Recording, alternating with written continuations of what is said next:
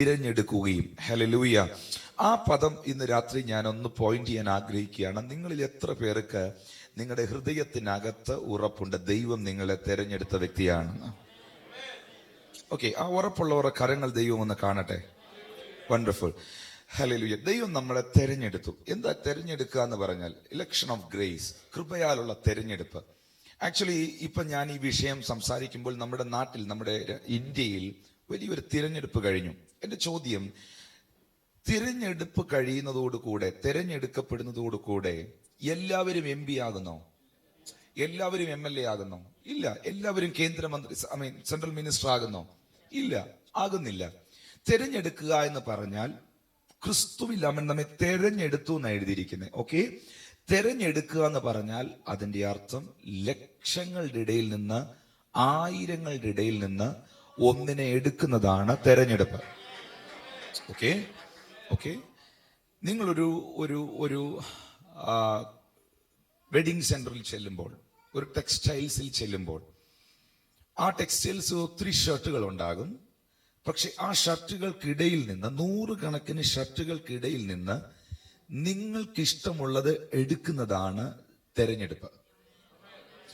നൂറുകണക്കിന് ഷർട്ടുകളുടെ ഇടയിൽ നിന്ന് നിങ്ങൾക്ക് ഇഷ്ടമുള്ളത് എടുത്തതാണ് തെരഞ്ഞെടുപ്പ്. ആയിരങ്ങളുടെ ഇടയിൽ നിന്ന് ഒരാളെ എടുക്കുന്നതാണ് തെരഞ്ഞെടുപ്പ്. ഓക്കെ, ഇശ്യായിക്ക് ഒരുപാട് മക്കളുള്ളപ്പോൾ അതിന്റെ ഇടയിൽ നിന്ന് ദാവീദിനെ എടുത്തതാണ് തെരഞ്ഞെടുപ്പ്. ഓക്കെ, അങ്ങനെയാണെങ്കിൽ ക്രിസ്തുവിൽ അവൻ നിങ്ങളെ തെരഞ്ഞെടുത്തെന്ന് പറഞ്ഞാൽ അതിന്റെ അർത്ഥം നിങ്ങളുടെ സമൂഹത്തിൽ, നിങ്ങളുടെ ജീവിതത്തിൽ ആയിരക്കണക്കിന് ആൾക്കാരുള്ളപ്പോൾ, നിങ്ങളെക്കാൾ മിടുക്കന്മാർ നിങ്ങളുടെ കുടുംബത്തിലുള്ളപ്പോൾ, നമ്മളെക്കാൾ കഴിവുള്ളവർ നമ്മുടെ സമൂഹത്തിലുള്ളപ്പോൾ, നമ്മളെക്കാൾ പദവികളുള്ളവർ നമ്മുടെ ദേശത്തിൽ ഉണ്ടായിരുന്നപ്പോൾ, നമ്മളെക്കാൾ എഡ്യൂക്കേറ്റഡ് ആയവർ നമ്മുടെ സമൂഹത്തിൽ ഉണ്ടായിരുന്നപ്പോൾ, നമ്മുടെ കുടുംബത്തിനകത്ത് ഉണ്ടായിരുന്നപ്പോൾ, അതിൽ നിന്ന് സർവശക്തനായ ദൈവം എന്നെ തിരഞ്ഞെടുത്തു. ഓക്കെ, ലോകത്തിന്റെ തെരഞ്ഞെടുപ്പ് 5 വർഷത്തേക്ക് അല്ലെങ്കിൽ 7 വർഷത്തേക്ക്, മാക്സിമം 5 years അല്ലെങ്കിൽ 10 years മനുഷ്യൻ തെരഞ്ഞെടുക്കുന്നു. പക്ഷേ കർത്താവായ യേശു ക്രിസ്തു നിങ്ങളെ തെരഞ്ഞെടുത്തത് ഒരിക്കലായി എന്നേക്കുമായിട്ടാണ്. ദൈവത്തിന്റെ തെരഞ്ഞെടുപ്പ് വളരെ അതിശയകരമാണ്. ഇന്ന് രാത്രി നിങ്ങൾ മനസ്സിലാക്കുക, ദൈവം നിങ്ങളെ ഒന്ന് തെരഞ്ഞെടുത്തു. എന്തിനു വേണ്ടി? ബീങ് ബോൺ അഗെയിൻ എന്ന വിഷയത്തിലാണ് നമ്മൾ നിൽക്കുന്നത്, അവന്റേതാക്കി തീർക്കുവാൻ. വിശുദ്ധ ബൈബിൾ വായിക്കുമ്പോൾ നിങ്ങൾക്കൊരു വാക്യം ഗലാത്യർക്ക് എഴുതിയ ലേഖനത്തിൽ എന്ന് ഞാൻ മനസ്സിലാക്കുന്നു. ഗലാത്യർക്ക് എഴുതിയ ലേഖനത്തിലേക്ക് നിങ്ങൾ വരിക. Thank you Jesus. ഗലാത്യർക്ക് എഴുതിയ ലേഖനം അതിന്റെ 3-ാമത്തെ അധ്യായം 13 മുതലുള്ള വാക്യങ്ങൾ ഒന്ന് ശ്രദ്ധിക്കാം. ഗലാത്യർ 3:13 മുതലുള്ള വാക്യം. മരത്തിന്മേൽ തൂങ്ങുന്നവനെല്ലാം ശപിക്കപ്പെട്ടവൻ എന്ന് എഴുതിയിരിക്കുന്നത് പോലെ ക്രിസ്തു നമുക്ക് വേണ്ടി ശാപമായി തീർന്നു. ന്യായപ്രമാണത്തിന്റെ ശാപത്തിൽ നിന്ന് നമ്മെ വിലയ്ക്ക് വാങ്ങി. എല്ലാവരും പറഞ്ഞു, യേശു എന്നെ വിലയ്ക്ക് വാങ്ങി. യേശു എന്നെ വിലയ്ക്ക് വാങ്ങി. ഓക്കെ, 1, അവൻ എന്നെ തിരഞ്ഞെടുത്തു. 2, അവൻ എന്നെ വിലയ്ക്ക് വാങ്ങി. എന്നെ വാങ്ങുവാൻ അവൻ നൽകിയ വില അവന്റെ വിലയേറിയ രക്തമാണ്. അതുകൊണ്ടാണ് 1 പത്രോസ് 1-ാം അധ്യായം 19-ാം വാക്യത്തിൽ പരിശുദ്ധാത്മാവ് എഴുതിയിരിക്കുന്നത്, പൊന്ന് വെള്ളി അഴിഞ്ഞു പോകുന്ന വസ്തുക്കളെ കൊണ്ടല്ല, ക്രിസ്തു എന്ന നിഷ്കളങ്കവും നിർദോഷവുമായ കുഞ്ഞാടിന്റെ വിലയേറിയ രക്തത്താൽ അത്രേ നിങ്ങൾ വീണ്ടെടുക്കപ്പെട്ടിരിക്കുന്നത്. ഒരു വസ്തുവിന് വില പറയാം, ഒരു വാഹനത്തിന് വില പറയാം, ഒരു വീടിന് വില പറയാം, ആഭരണത്തിന് വില പറയാം. പക്ഷെ ഈ ലോകത്തിലെ ആർക്കും ഒരു പ്രൈസ് ടാഗും എഴുതിയിടാൻ കഴിയാത്ത വിലയേറിയ രക്തം കൊണ്ടാണ് കർത്താവ് നിങ്ങളെ വീണ്ടെടുത്തത്. എന്തുകൊണ്ടാണ് വിലയേറിയ രക്തം നൽകി നിങ്ങളെ വിലയ്ക്ക് വാങ്ങിയത്? Because you are very valuable. Hallelujah. നിങ്ങൾ അടുത്തിരിക്കുന്ന ആളോട് പറയുക, നിങ്ങൾ വിലപ്പെട്ട ഒരു വ്യക്തിയാണ്. 1-2 പേരോട് പറഞ്ഞാട്ടെ, നിങ്ങൾ വളരെ വിലപ്പെട്ട ഒരു വ്യക്തിയാണ്. ഓ ഹല്ലേലൂയ, നിങ്ങൾ വളരെ വിലയേറിയ ഒരു വ്യക്തിയാണ്. എന്റെ മുമ്പിൽ ഇരിക്കുന്ന നിങ്ങൾ വളരെ വിലപ്പെട്ടവരാണ്. കാരണം നിങ്ങളെ വീണ്ടെടുക്കാൻ യേശു ക്രിസ്തു തന്നത് തന്റെ വിലയേറിയ രക്തമാണ്. വില പറയാൻ കഴിയാത്ത ഒന്നുകൊണ്ട് വീണ്ടെടുക്കപ്പെട്ട, വിലയ്ക്ക് വാങ്ങപ്പെട്ട നിങ്ങൾ ദൈവത്തിന് വിലപ്പെട്ടവരെങ്കിൽ ഞങ്ങൾക്കും വിലപ്പെട്ടവരാണ്. ഓക്കെ ഓക്കെ 1, അവൻ നമ്മളെ തെരഞ്ഞെടുത്തു. തെരഞ്ഞെടുക്കുക എന്ന് പറഞ്ഞാൽ ആരെയും കിട്ടാഞ്ഞെടുത്തതല്ല, പലരും ഉണ്ടായിരുന്നപ്പോൾ എന്നെ തെരഞ്ഞെടുത്തു. ഓക്കെ. 2, അവൻ എന്നെ വിലയ്ക്ക് വാങ്ങി. അവൻ അതിന് കൊടുത്ത പ്രൈസ് തന്റെ ജീവനാണ്, തന്റെ രക്തമാണ്. ഓക്കെ, നിങ്ങളിൽ എത്ര പേർ സാധനങ്ങൾ വാങ്ങിയിട്ടുണ്ട്? Lift your hand. ഓക്കെ, ഒരിക്കൽ എന്റെ വൈഫ് ജീന ഒരു നല്ല സോപ്പ്, കുളിക്കുന്ന നല്ലൊരു സോപ്പ് എടുത്ത് എൻ്റെ ജരമായ ഓമ ചെയ്തപ്പോൾ അവന്റെ ആ ഉടുപ്പ് ആ സോപ്പിട്ട് കഴുകി. ഓക്കെ, മമ്മി ചോദിച്ചു, മോളെ അത് ഇട്ട് കഴുകിയാൽ അഴുക്ക് പോവോ? മറ്റേ ഡിറ്റർജന്റ് എടുത്ത് കഴുകും, മറ്റേ സോപ്പ് എടുത്ത് കഴുകും. ചീന ഒരു വാക്ക് പറഞ്ഞു, മമ്മി നമ്മുടെ സോപ്പല്ലേ. ഒരു പിയേഴ്സിന്റെ സോപ്പ് നിങ്ങൾ കടയിൽ നിന്ന് വിലയ്ക്ക് വാങ്ങിച്ചാൽ അതുകൊണ്ട് തുണി കഴുകണോ അതുകൊണ്ട് കുളിക്കണോ എന്ന് തീരുമാനിക്കുന്നത് വാങ്ങിച്ചവനാണ്. ശരിയാണോ? യേശുവിന്റെ രക്തം നിങ്ങളെ വിലയ്ക്ക് വാങ്ങി. ഇനി നിങ്ങളെ ഏത് നിലയിൽ ഉപയോഗിക്കണം എന്ന് തീരുമാനിക്കുന്നത് വാങ്ങിയവനാണ്. കൺഫേം ആയോ? ഒന്നവൻ നിങ്ങളെ തെരഞ്ഞെടുത്തു. എന്തിനു വേണ്ടി? മക്കളാക്കുവാൻ. രണ്ട്, അവന്റെ രക്തം തന്ന് അവൻ നിങ്ങളെ വിലയ്ക്ക് വാങ്ങി, വീണ്ടെടുത്തു. എന്തിനു വേണ്ടി? അവൻ ഉപയോഗിക്കുവാൻ. ഇതിനകത്തിരിക്കുന്ന എല്ലാവരും ശ്രദ്ധിക്കുക. ദൈവം നിങ്ങളെ വീണ്ടെടുത്തതും നിങ്ങൾ ബോൺ അഗെയിൻ ആയി തീർന്നതും യേശുക്രിസ്തുവിന്റെ ആത്മാവ് നിങ്ങളുടെ ആത്മാവിലേക്ക് വന്നതും ദൈവത്തിന് നിങ്ങളെ ഉപയോഗിക്കുവാൻ വേണ്ടിയാണ്. ഞാൻ ഇന്നലെ രാത്രി പറഞ്ഞു, പിശാചിനെ ഭൂമിയിൽ കാണാൻ ചില കണ്ണുകൾ വേണം, പിശാചിനെ ഭൂമിയിൽ ചിലത് ചെയ്യാൻ ഒരു ശരീരം വേണം. പിശാചിന് സ്വന്തമായി ശരീരം, സാത്താന് സ്വന്തമായി ശരീരമില്ല. യേശു തന്നെ അത് പറഞ്ഞു. എന്നെ പോലെ യേശു പറയുന്നു, സാത്താന് ശരീരമില്ലല്ലോ. ഹല്ലേലൂയ. ദൈവവും അതുപോലെയാണ്. ദൈവത്തിന് ചില സൗഖ്യമാക്കാൻ ചില കൈകൾ വേണം. കാരണം ദൈവം ആത്മാവാണ്. ദൈവത്തിന്റെ ആത്മാവ് നിങ്ങളുടെ ആത്മാവിലേക്കാണ് വന്നത്. കർത്താവിന് ചിലരെ വിടുവിക്കുവാൻ ചില നാവുകൾ വേണം. അതിനു വേണ്ടിയാണ് ദൈവം നിങ്ങളിലേക്ക് വന്നിരിക്കുന്നത്. അതുകൊണ്ടാണ് യേശു പറഞ്ഞത്, വിളക്ക് കത്തിച്ച് ആരും പറയിൻ കീഴിൽ വെക്കുന്നില്ല, അത് തണ്ടിന്മേൽ വെക്കണം. അടുത്തിരിക്കുന്നവർ പറയുക, നിങ്ങളുടെ മേൽ വന്ന വെളിച്ചം മൂടി വെക്കരുത്. Come on come on come on. ഹല്ലേലൂയ. നിങ്ങൾ എത്ര പേർക്ക് ഉറപ്പുണ്ട് യേശുവിന്റെ രക്തം നിങ്ങളെ വിലയ്ക്ക് വാങ്ങി? നിങ്ങൾ എത്ര പേര് ഇന്ന് രാത്രിയിൽ അങ്ങ് തീരുമാനിക്കും, വാങ്ങിച്ചവൻ തീരുമാനിക്കട്ടെ എങ്ങനെ ഉപയോഗിക്കണമെന്ന്? ഒന്നും കൂടെ ഞാൻ പറയാം, വാങ്ങിച്ചവൻ തീരുമാനിക്കട്ടെ എങ്ങനെ ഉപയോഗിക്കണമെന്ന്.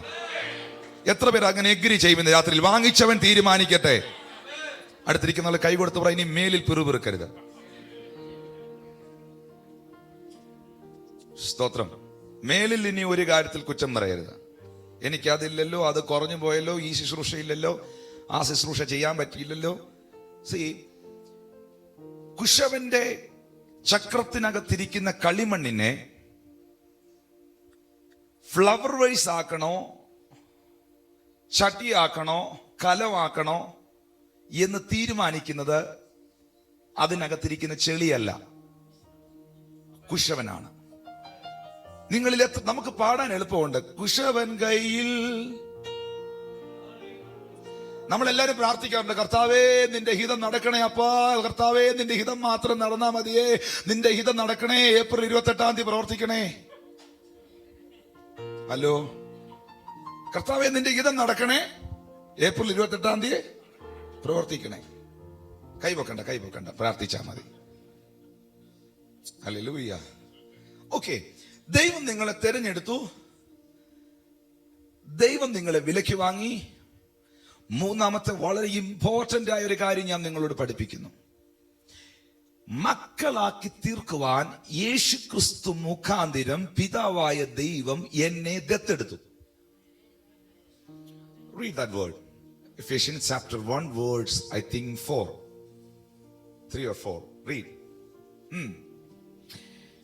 അവനിൽ തെരഞ്ഞെടുക്കുകയും തിരുഹിതത്തിന്റെ പ്രസാദപ്രകാരം യേശുക്രിസ്തു മുഖാന്തരം നമ്മെ ദത്തെടുക്കേണ്ടതിന്. എല്ലാരും പറഞ്ഞ്, യേശുക്രിസ്തു മുഖാന്തരം പിതാവായ ദൈവം എന്നെ ദത്തെടുത്തു. എല്ലാരും പറഞ്ഞ്, യേശുക്രിസ്തു മുഖാന്തരം പിതാവായ ദൈവം എന്നെ ദത്തെടുത്തു. Listen to me. തെരഞ്ഞെടുത്തു, വിലയ്ക്ക് വാങ്ങി. തെരഞ്ഞെടുത്തത് പലരും ഉണ്ടായിരുന്നപ്പോൾ അതിന്റെ ഇടയിൽ നിന്ന്. വിലയ്ക്ക് വാങ്ങിയത് അവന്റെ ഇഷ്ടം നിറവേറാൻ. 3, ദത്തെടുത്ത് മക്കളാക്കി. ദത്തെടുത്തു, അഡോപ്റ്റ് ചെയ്തു. അഡോപ്ഷൻ ഓഫ് ഗ്രേസ്, കൃപയാലുള്ള ദത്തെടുപ്പ്. ഓക്കെ, നമ്മൾ മക്കളായത് അങ്ങനെ ഒരു പ്രിവിലേജ് നമുക്ക് ലഭിച്ചത് ഈ ഒരു വാക്യത്തിന്റെ അടിസ്ഥാനത്തിലാണ്. യേശു ക്രിസ്തു മുഖാന്തിരം പിതാവായ ദൈവം നമ്മെ ദത്തെടുത്തു. ഓക്കെ, ദത്തെടുക്കുക എന്ന് പറഞ്ഞാൽ അതിന്റെ അർത്ഥം ഇതാ: സ്വാഭാവികമായി ഒരു കുടുംബത്തിന് കുഞ്ഞുങ്ങളില്ല എങ്കിൽ, അവരുടെ കുടുംബജീവിതത്തിലൂടെ അവർക്ക് തലമുറകൾ ഉണ്ടായില്ല എങ്കിൽ, അവരുടെ സ്നേഹം പങ്കുവയ്ക്കുവാൻ, അവരുടെ നന്മകൾ പങ്കുവയ്ക്കുവാൻ, അവരുടെ അധികാരവും പണവും പദവിയും പങ്കുവയ്ക്കുവാൻ അവർ കുഞ്ഞുങ്ങളെ ദത്തെടുക്കുന്നു, അല്ലൊരു മകനെ ഒരു മകളെ ദത്തെടുക്കുന്നു. സ്വാഭാവികമായി കുഞ്ഞുണ്ടാകാതെ വരുമ്പോഴാണ് യഥാർത്ഥമായി മക്കളാകേണ്ടവർ മക്കളാകാതെ വരുമ്പോൾ മക്കളെ എടുക്കുന്നു. ഓക്കെ, ഇസ്രായേൽ ജനം ദൈവത്തിന്റെ മക്കളാണ്. അവരാണ് വാസ്തവമായി സ്വാഭാവിക കൊമ്പ്. Hallelujah, hallelujah. നാട്ടൊലിവ്, സ്വാഭാവിക കൊമ്പ് അവരാണ്. എന്നാൽ ആ കൊമ്പ് ക്രിസ്തുവിൽ വിശ്വസിക്കാത്ത കാരണത്താൽ, അവർ ദൈവവചനത്തിലേക്ക് വരാത്ത കാരണത്താൽ, അവർ കർത്താവിന്റെ ആത്മാവിനെ സ്വീകരിക്കാത്ത കാരണത്താൽ, ക്രിസ്തുവിന്റെ ആത്മാവില്ലാത്തവൻ അവനുള്ളവനല്ല എന്ന വചനത്താൽ അവർ ക്രിസ്തുവിലാകാത്തതിനാൽ അവർക്ക് ദൈവത്തിന്റെ മക്കൾ എന്ന പദവിയിൽ ഇപ്പോൾ ആയിരിക്കാൻ കഴിയുന്നില്ല. ഓക്കെ, അപ്പോൾ ദൈവത്തിന്റെ സ്നേഹം ദൈവം പങ്കുവെക്കുവാൻ, ദൈവത്തിന്റെ ഹൃദയം ദൈവത്തിന് വെളിപ്പെടുത്തുവാൻ, ദൈവത്തിന്റെ അധികാരത്തെ ഈ ഭൂമിയിൽ ദൈവത്തിന് പ്രദർശിപ്പിക്കുവാൻ സ്വർഗത്തിലെ ദൈവം നമ്മെ ദത്തെടുത്തു. ഓ, മനസ്സിലായില്ല? Once again. ഓക്കെ, ആരാ ദത്തെടുത്തേ? ദൈവമക്കൾ മാത്രം ഒന്ന് കൈ ഉയർത്തി. യേശു ക്രിസ്തു മുഖാന്തരം പിതാവ് എന്നെ ദത്തെടുത്തെന്ന് ഉറപ്പുള്ളവർ കൈ ഉയർത്തി. Okay okay okay okay fine, കൈ താഴ്ത്തിട്ടോ. എന്താ ദത്തെടുക്കുക എന്ന് പറഞ്ഞാൽ? ഓക്കെ, ഇന്ത്യയിലെ ഒരു വലിയ സാമ്പത്തികമായി ഉയർന്ന ആളാണ് മുകേഷ് അംബാനി, അല്ലെങ്കിൽ ഇവിടുത്തെ കിങ്, ഇവിടുത്തെ രാജാവ്. ഓക്കെ, അങ്ങനെ ഇരിക്കട്ടെ, നിങ്ങൾ കുവൈറ്റുകാരാണ്. ഇവിടുത്തെ രാജാവിന് സ്വാഭാവികമായി തലമുറകളില്ല, മക്കളില്ല എന്ന് ചിന്തിക്കുക. എന്നാൽ അദ്ദേഹത്തിന്റെ അധികാരം, അദ്ദേഹത്തിന്റെ പദവി, അദ്ദേഹത്തിന്റെ നന്മകൾ അദ്ദേഹത്തിന് കൈമാറാൻ, അദ്ദേഹത്തിന് സ്നേഹിക്കാൻ തലമുറകൾ വേണം, കുഞ്ഞുങ്ങൾ വേണം. അദ്ദേഹം ഇങ്ങനെ കുറെ ഓഫനേജുകളൊക്കെ വിസിറ്റ് ചെയ്തപ്പോൾ, ചില സ്ഥലങ്ങളൊക്കെ ഇങ്ങനെ കറങ്ങി കാണാൻ പോയപ്പോൾ, ചില ഓഫനേജുകളൊക്കെ പോയി കണ്ടപ്പോൾ അദ്ദേഹത്തിന് ഒരു മകനെ ഇഷ്ടപ്പെട്ടു. ആ മകനെ ഓഫനേജിൽ കൊണ്ടുവന്നിട്ടത് ഒരു ഗ്ലാസ് പാല് കൊടുക്കാൻ നിവൃത്തിയില്ലാതെ, ഒരു ബിസ്ക്കറ്റ് പോലും മേടിച്ചു കൊടുക്കാൻ കഴിയാതെ അനാഥത്വം അനുഭവിക്കുന്നത് കൊണ്ടാണ് അവൻ ഓർഫനേജിൽ വന്നത്. അനാഥത്വം അനുഭവിക്കുന്നവരാണ് അനാഥശാലയിൽ വരുന്നതെന്നുള്ള ബോധം ഉണ്ടാണ്. ഹല്ലേലൂയ. ഓക്കെ, ഈ വ്യക്തിയെ, ഈ രാജാവ്, ഇവിടുത്തെ കിങ് ഈ കുഞ്ഞിനെ ദത്തെടുത്തു. ഓർക്കണം, ദത്തെടുക്കണമെങ്കിൽ ഇഷ്ടപ്പെടണം.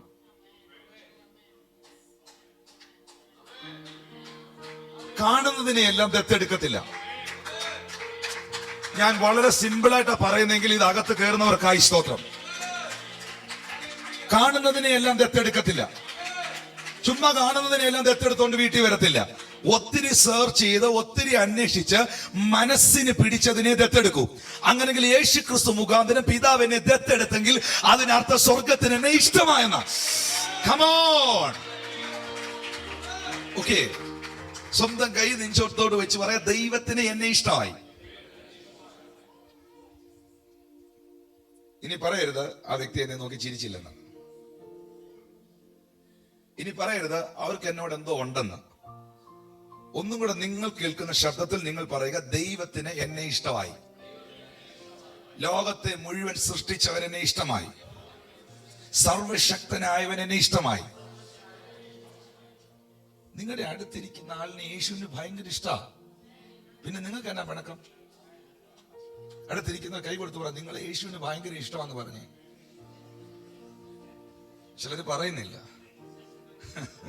No problem. അടുത്തിരിക്കുന്ന ആള് പറഞ്ഞ്, നിങ്ങളെ യേശുവിന് വലിയ ഇഷ്ടം, പിന്നെ എനിക്ക് എന്നാ പിണക്കം ചോദിച്ചേ? ഹലോ, ഒരു സഭയിൽ രണ്ട് ലീഡേഴ്സ് തമ്മിൽ ശുശ്രൂഷ നടന്നുകൊണ്ടിരുന്നപ്പോ എന്തോ ഒരു ചെറിയ കാര്യത്തിന് രണ്ട് ലീഡേഴ്സ് തമ്മിൽ ഒരു ചെറിയ സംസാരം ഉണ്ടായി. രണ്ട് ലീഡേഴ്സ് തമ്മിൽ ഒരു ചർച്ച. മീറ്റിംഗ് എല്ലാം കഴിഞ്ഞു, എല്ലാം ഓക്കെ, കുഴപ്പമില്ല. ഇവർ തമ്മിൽ എന്തോ ഒരു സൗന്ദര്യപ്പിണക്കം. മീറ്റിംഗ് എല്ലാം കഴിഞ്ഞു, എല്ലാവരും ഫുഡ് കഴിക്കാനായി റോയി വന്ന് നിൽക്കുന്നു. ആ സമയത്ത് റൈസ് ഉണ്ട്, കറികൾ വിളമ്പുന്നു, ഓരോ കാര്യങ്ങൾ അവിടെ കൊടുത്തുകൊണ്ടിരിക്കുക. ഇതിൽ ഈ ഒരു സഹോദരൻ പ്ലേറ്റുമായിട്ട് ക്യൂവിൽ നിൽക്കുക. അദ്ദേഹം റൈസ് മേടിച്ചു, സാമ്പാർ മേടിച്ചു. അടുത്ത ക്യൂവിൽ വന്നു, അവിടെ ബീഫാ വിളമ്പുന്നേ. നോക്കിയപ്പോ വഴക്കുണ്ടാക്കിയവനാ ബീഫ് വിളമ്പുന്നേ. ഓക്കെ, പുള്ളി പറഞ്ഞു എനിക്ക് അവന്റെ ബീഫ് വേണ്ട. പുള്ളി തിരിച്ചു നടന്നു. എന്നിട്ട് പിന്നെ ചിന്തിച്ചു, ഞാനും ബീഫുമായിട്ട് എന്നാ പിണക്കം? ഞാനും ബീഫുമായിട്ട് ഒരു പിണക്കവും ഇല്ലല്ലോ. നിങ്ങൾ അടുത്തിരിക്കുന്ന ആളെ യേശുവിന് ഇഷ്ടമാണ്, നിങ്ങൾ എന്നാ മുഖം വീർപ്പിച്ചിരിക്കുന്നത്? ഒന്ന് കൈ കൊടുത്ത യേശു നിങ്ങളെ സ്നേഹിക്കുന്നെന്ന് പറ.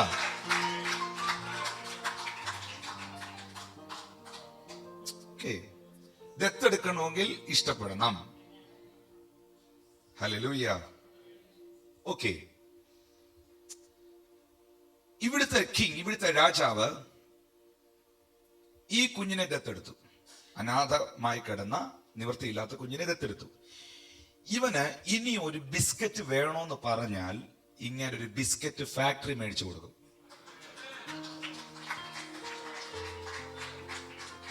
കാരണം ആരാണോ ദത്തെടുത്തത് ഇനി അവന്റെ സ്റ്റാൻഡേർഡിലാണ് ജീവിക്കുന്നത്.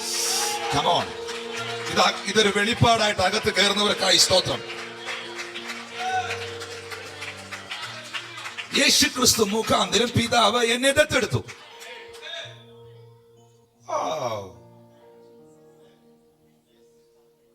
ഞാൻ വളരെ സൈലന്റ് ആയിട്ട് ഇന്നിവിടെ പറയുന്ന കാരണം പിടി പൊട്ടു പോവാതെ നിൽക്കുവാ. ഞാൻ പോയെന്ന് എനിക്കറിയാം. പക്ഷെ നിങ്ങൾ പിടിച്ചിരിക്കേണ്ട, പിടിവിട്ട് ആരാധിച്ചോണം. അകത്തോട്ട് ഫിൽ ചെയ്തോണം. ഇത് ഒന്ന്, അവൻ എന്നെ തെരഞ്ഞെടുത്തു. പലരും ഉണ്ടായിരുന്നപ്പോൾ അവൻ എന്നെ തെരഞ്ഞെടുത്തു. രണ്ട്, അവൻ എന്നെ വിലയ്ക്ക് വാങ്ങി അവന്റെ പ്രവൃത്തിക്കായി, അവന്റെ ഇഷ്ടം നിറവേറാൻ. മൂന്ന്, അവനെ ദത്തെടുത്ത് മകനാക്കി, മകളാക്കി. കാരണം ദത്തെടുത്തതിന്റെ കാരണം ഒന്ന്, അവൻ എന്നെ ഇഷ്ടമായി. ജ്ഞാനികളെ ലജ്ജിപ്പിക്കുവാൻ ബലഹീനമായതിനെ ദൈവം തെരഞ്ഞെടുത്തു. Wonderful. Hallelujah.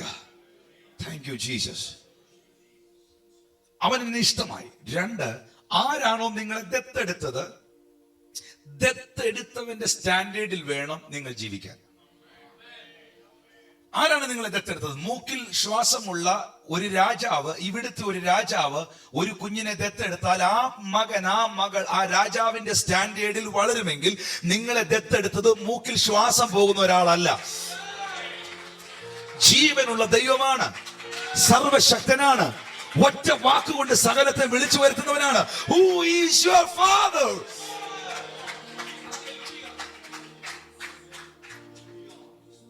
Come on. Okay.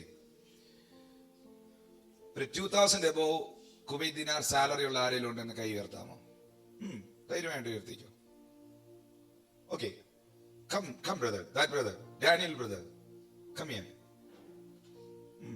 Come here. Thank you.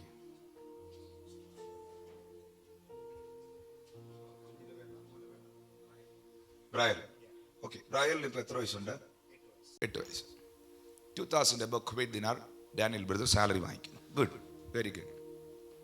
Brian എന്ന് പറയുന്നത് ഡാനിയൽ ബ്രദറിന്റെ മോനാണ്. ഓക്കെ, അവനിപ്പോ ജീവിക്കുന്നത് ഡാനിയൽ ബ്രദറിന്റെ സ്റ്റാൻഡേർഡിലാണ്. ബിക്കോസ് അവൻ നിങ്ങളുടെ മോനാണ്. ബ്രയലിന് കുറച്ച് നാൾ കഴിയുമ്പോൾ, അല്ലെങ്കിൽ അവൻ ആരോടെങ്കിലും പോയി ടൗണിൽ നിന്ന് ഒരു 10 ദിനാർ എനിക്ക് കടം തരുമോ എന്ന് ചോദിച്ചാൽ, അല്ലെങ്കിൽ 20 ദിനാർ അവൻ ഇല്ലാത്ത കാരണം കൊണ്ട് പിണങ്ങിയിരുന്നാൽ ആർക്കാ നാണക്കേട്? അപ്പൻ 2000 ദിനാർ ഇവിടെ സാലറി വാങ്ങിക്കുമ്പം മോൻ 20 ദിനാർ ടൗണിൽ ഇറങ്ങി നടന്ന് യാചിക്കാൻ നടന്നാൽ, കടം മേടിക്കാൻ നടന്നാൽ ആർക്കാ നാണക്കേട്? ഇപ്പൊ ഈ നാണക്കേടാ ദൈവം അനുഭവിച്ചുകൊണ്ടിരിക്കുന്നത്. പൊയ്ക്കോ.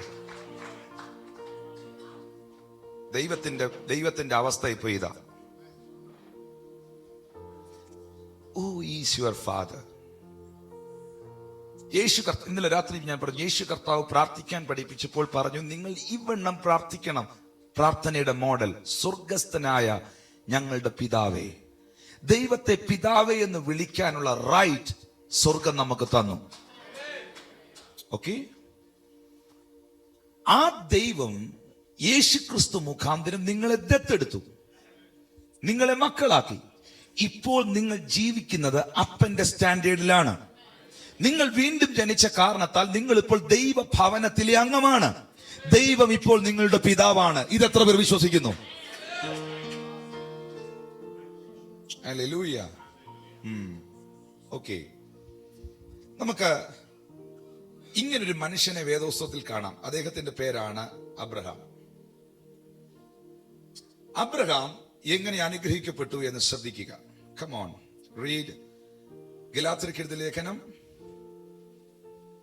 3-ാം അധ്യായം 9 മുതലുള്ള വാക്യം. Yes, come on. ഹല്ലേലൂയ. ഗലാത്യർക്ക് എഴുതിയ ലേഖനം 3-ാം അധ്യായം 9 വാക്യം. അങ്ങനെ വിശ്വാസികൾ വിശ്വാസിയായ അബ്രഹാമിനോട് കൂടെ അനുഗ്രഹിക്കപ്പെടുന്നു. എനിക്ക് ഭയങ്കര ഇഷ്ടമുള്ള ഒരു വാക്യമാണ്. അങ്ങനെ വിശ്വാസികൾ വിശ്വാസിയായ അബ്രഹാമിനോട് കൂടെ അനുഗ്രഹിക്കപ്പെടുന്നു. പ്രവാചകൻ പ്രവാചകനായ അബ്രഹാമിന്റെ കൂടെ അനുഗ്രഹിക്കപ്പെടുന്നല്ല. രോഗശാന്തി വരപ്രാപ്തൻ അബ്രഹാമിന്റെ കൂടെ അനുഗ്രഹിക്കപ്പെടുന്നല്ല. വലിയ പാസ്റ്റർ അബ്രഹാമിന്റെ കൂടെ അനുഗ്രഹിക്കപ്പെടുന്നല്ല. വിശ്വാസികൾ, വെരി സിമ്പിൾ, യേശുക്രിസ്തുവിൽ വിശ്വസിക്കുന്നവർ വിശ്വാസികൾ വിശ്വാസിയായ അബ്രഹാമിനോട് കൂടെ അനുഗ്രഹിക്കപ്പെടുന്നു. എന്താണ് അബ്രഹാമിന്റെ മേൽ ദൈവമിട്ട അനുഗ്രഹം? ഞാൻ നിന്നെ വർദ്ധിപ്പിക്കും. പറഞ്ഞേ, വർദ്ധനവ്.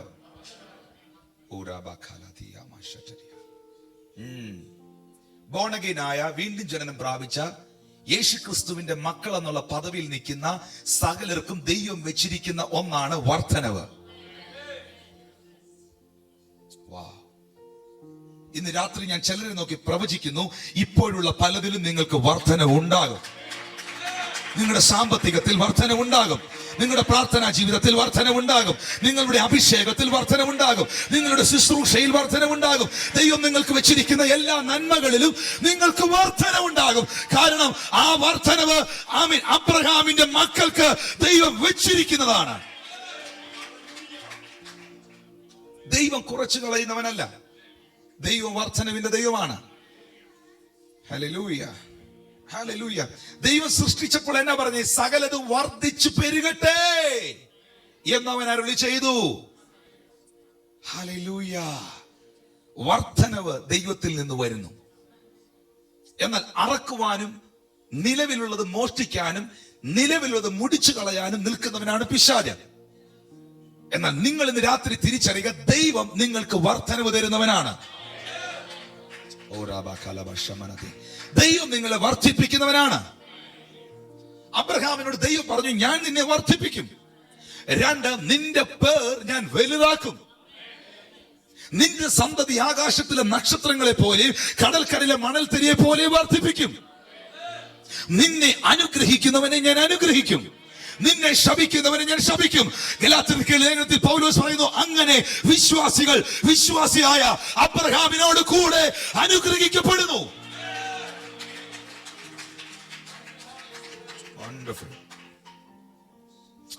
ഓക്കെ, ഈ നിങ്ങളിപ്പോൾ ബോൺ അഗൈൻ ആയതിനാൽ, വീണ്ടും ജനനം പ്രാപിച്ചതിനാൽ ദൈവഭവനത്തിലെ അംഗമാണ്. ദൈവം നിങ്ങളുടെ പിതാവാണ്. ആമേൻ. ഓക്കെ, ഇതിന് കർത്താവ് യേശുക്രിസ്തു പറഞ്ഞൊരു ഭയങ്കര എക്സാമ്പിൾ നമ്മൾ വായിക്കാൻ പോവുക. ലൂക്കോസിന്റെ സുവിശേഷം 15-ാമത്തെ അധ്യായം 11 മുതൽ പതുക്കെ വായിക്കണം. ഞാൻ അത് പറഞ്ഞ് പ്രാർത്ഥിച്ച് ക്ലോസ് ചെയ്യും. ഓക്കെ, ലൂക്കോസ് സുവിശേഷം 15-ാം അധ്യായം 11 മുതൽ വാക്യം. പിന്നെ അവൻ പറഞ്ഞത്, ഒരു മനുഷ്യന് 2 പുത്രന്മാരുണ്ടായിരുന്നു. അവരിൽ ഇളയവൻ അപ്പനോട്, അപ്പാ, വസ്തുവിൽ എനിക്ക് വരേണ്ടുന്ന പങ്ക് തരണമേ എന്ന് പറഞ്ഞു. Listen to me. ഈ 2 പുത്രന്മാരും ഒരു ഭവനത്തിലാണ്. ഈ 2 പുത്രന്മാരുടെ അപ്പൻ ഒന്നാണ്. ഇവിടെ ഈ ഉദാഹരണം അല്ലെങ്കിൽ ഈ സംഭവം ഉണ്ടായിരുന്ന യേശു പറഞ്ഞേ, ഒരപ്പന് 2 മക്കൾ ഉണ്ടെന്നിരിക്കട്ടെ എന്നല്ല, ഉണ്ടായിരുന്നു. റിയാലിറ്റി, ഇതൊരു സത്യമാണ്, ഇതൊരു യാഥാർത്ഥ്യമാണ്, ഇതൊരു ഭവനമാണ്. ആ ഭവനത്തിൽ ഒരു പിതാവുണ്ട്. ആ പിതാവ് സ്വർഗത്തിലെ ദൈവമാണ്. ഹല്ലേലൂയ. ഈ മക്കൾ ഞാനും നിങ്ങളുമായിരിക്കാം. അങ്ങനെ വേണം ചിന്തിക്കാൻ. കാരണം നമ്മളും ഇപ്പോൾ ഈ ദൈവഭവനത്തിലാണ്. എന്നാൽ അതിലെ ഒരു മകൻ, ഈ ഭവനത്തിലുള്ള, അപ്പന്റെ ഭവനത്തിലുള്ള, പിതാവിന്റെ ഭവനത്തിലുള്ള ഒരു മകൻ, അവനും ബോൺ അഗൈനാണ്. അപ്പന്റെ ഭവനത്തിനകത്താകണമെങ്കിൽ അപ്പന് ജനിക്കണം. അറ്റ്ലീസ്റ്റ് അത്രയൊന്ന് ചിന്തിക്കാൻ. അപ്പന് ജനിക്കുന്നതാണ് വീണ്ടും ജനനം. ഓക്കെ, അവനും ഇപ്പോൾ ആ ഭവനത്തിലാണ്. രണ്ടുപേരും ഒറ്റ വീട്ടിലാണ്. അതിനിളയവൻ, നമ്മൾ മുടിയനായ പുത്രൻ എന്ന് വിളിക്കുന്നവൻ, ഈ ഭവനത്തിൽ അപ്പനെ അറിഞ്ഞ് അപ്പന്റെ കൂടെ ജീവിക്കുന്നവനാണ്. അവനും ബോൺ അഗൈനാണ്. അപ്പ വസ്തുവിൽ എനിക്ക് വരേണ്ടുന്ന പങ്ക് എനിക്ക് തരണം. നമ്പർ 1, ഈ മകന് അപ്പനോട് കൂടെ താമസിക്കുന്ന, സ്വർഗത്തിലെ പിതാവിനോട് കൂടെ താമസിക്കുന്ന ഈ മകന് ഒരു റെവലേഷൻ, അല്ലെങ്കിൽ അവന്റെ അകത്ത് വലിയൊരു വിശ്വാസം ഉണ്ടായിരുന്നു. എന്റെ അപ്പൻ എനിക്ക്